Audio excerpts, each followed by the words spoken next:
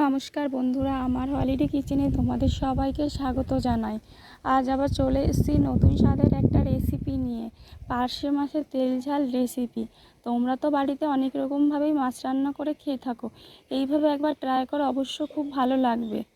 তার জন্য আমি নিয়ে নিয়েছি 1 চামচ সাদা সরিষা আর 1 চামচ কালো সরিষা, আর নিয়ে নিয়েছি 4টে কাঁচা লঙ্কা আর একটা টমেটো কুচি আর 1 চামচ গোটা জিরে।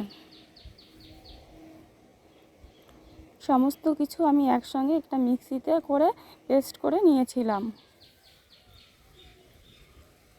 আর নিয়ে নিয়েছি 4টে পার্শে মাছ। এটাকে আমি লবণ আর হলুদ দিয়ে ভালো করে মেখে নেব।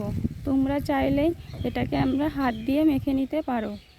আমি এটা একটা খুন্তির সাহায্যে ভালো করে লবণ হলুদটাকে মিশিয়ে নিয়েছিলাম।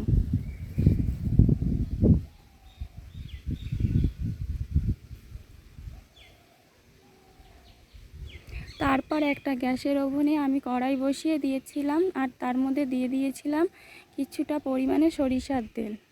তেল দিয়ে আমি একটু নেড়েচেড়ে নিয়েছিলাম। তারপর তার মধ্যে দিয়ে দিয়েছিলাম আগে থেকে লবণ হলুদ দিয়ে মেখে রাখা মাছগুলি আমি এক করে ছেড়ে দিয়েছিলাম। আর একটু সাবধানেই দিতে হবে যাতে তেলটা ছিটকে এসে গায়ে না লাগে। তারপর মাছগুলিকে আমি আস্তে আস্তে সুন্দরভাবে উল্টে নিয়েছিলাম।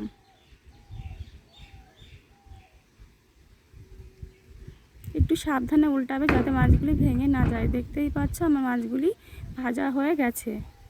তারপর সেই তেলের মধ্যে দিয়ে দিয়েছিলাম গোটা কালো জিরে আর আগে থেকে পেস্ট করে রাখা মিশ্রণটি।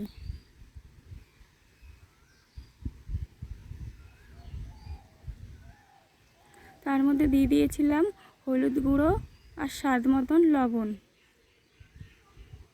দিয়ে আবার আমি ভালো করে এটাকে নেড়ে চেড়ে নিয়েছিলাম।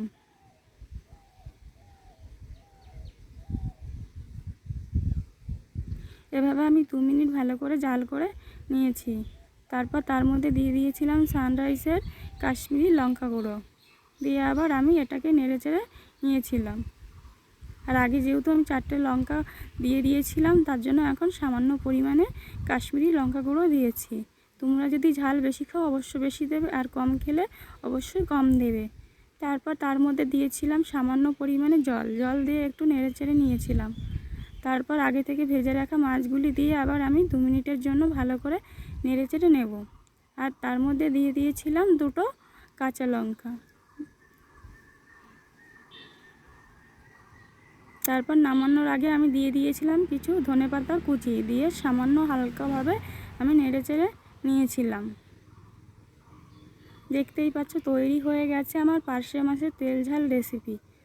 আর ভিডিওটা কোথা থেকে দেখছেন অবশ্যই কমেন্ট করতে ভুলবেন না। আর ভালো লাগলে অবশ্যই ভিডিওটি লাইক কমেন্ট শেয়ার করে দেবেন। আর ফেসবুক থেকে দেখলে অবশ্যই পেজটিকে ফলো করে দেবেন। আর ইউটিউব থেকে দেখলে অবশ্যই চ্যানেলটিকে সাবস্ক্রাইব করে দেবেন। ধন্যবাদ।